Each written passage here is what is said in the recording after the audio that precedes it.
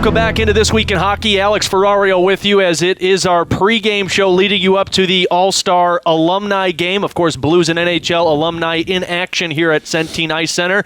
And one of the players in action back on ice, number 5 himself, Barret Jackman. Jax, it's great to talk with you, buddy. How are you? It's good. It's good to be here, and let's get it straight. It's the true Bobby Plager's number 5. That's I'm just true. 5B. But 5B, we'll take that. But when Bobby Plager basically calls you number 5 as well, we'll take that also. But it's always good to catch up with you, man, and give me an idea because you're recently retired from the NHL, but to be out here on the ice in an alumni game, what's that mean to you? It's just awesome. It's just being around the guys. I think the biggest thing about the game that you miss is the locker room and just hanging out with a group of guys that it doesn't matter if you're 18 or you're 40. You could act immature and just have fun. And so you get together the luncheon this afternoon and met up with Big Walt and Dougie Waite and Matthew Tkachuk last night. So we're just having fun. You're laughing and getting to see guys like. Butler and just some of the guys that you grew up watching too, and Garth Butcher and Gretz is in town. So it's just amazing that all these guys are together, and our common bond is playing hockey and being immature in the dressing room, and it's just continuation of that. There's plenty of immaturity in there, I can guarantee that, but that's the best part about hockey players. What is that fun for you though to meet up with former guys that Keith Tkachuk, who I know you're really great friends with, but Doug Waite as well, who's not around as much, to see those guys and kind of reminisce? Is that cool for you? Yeah, it's awesome. You sit over a couple drinks and tell stories, and we're kind of just bang last night and getting at lunch today. So it's just whether you see a guy every day or you don't see him for 2 years, it just seems like you don't really miss a step. Yeah, there's no question about that, and especially too for you to be close with those guys. But that just goes to show you how cool this alumni group is. And we've talked with a bunch of players already about it, Jax, but from your perspective, because as a player, you saw that alumni group continue to build of guys retiring, guys staying in St. Louis, but now that you're one of them, it just goes to show you how important the community is to the alumni group and how the alumni group is important to the city of St. Louis. Yeah, you watch guys like when I first got to St. Louis, Bernie Federico in the booth, and Bruce Haflack and Basil McRae doing a ton for youth hockey, and then playing with Al and Prongs, and those guys still living in St. Louis when they could go a ton of different directions. So, but yeah, the alumni they want to be a part of everything, and the game has given us so much, and the city has given us so much. We just want to give back, and with such a strong large group of alumni in St. Louis to be able to give back in all different areas is pretty special for us. Now you've been in the NHL for a while. You've been around NHL for a while. Does it ever get old seeing Wayne Gretzky?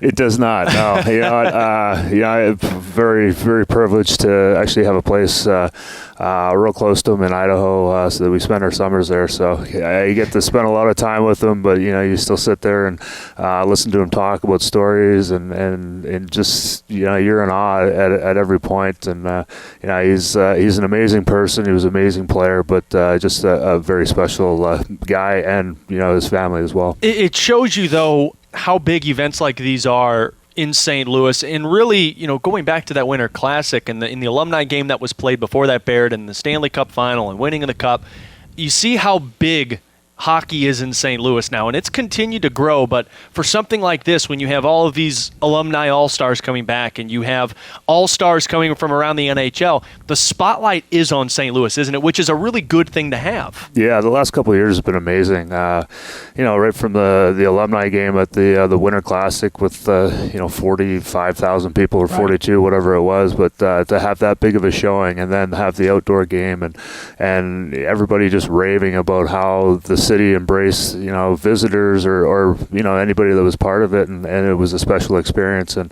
the run they went on last year, it really just kind of opened everybody's eyes around the country, and then have an event like this, and you get a couple of St. Louis raised kids, and the Tkachuks playing in the game, and TJ Oshie being back, and then the 4 Blues. So it's going to be pretty special for all those people, and St. Louis has a big stake in this game too. Yeah, I'm looking forward to that all weekend long. Of course, it's big down in town, St. Louis, and of course here at Centene, it's even bigger. So I'm curious, before we wrap up, what was Big Walt's excuse of not playing tonight?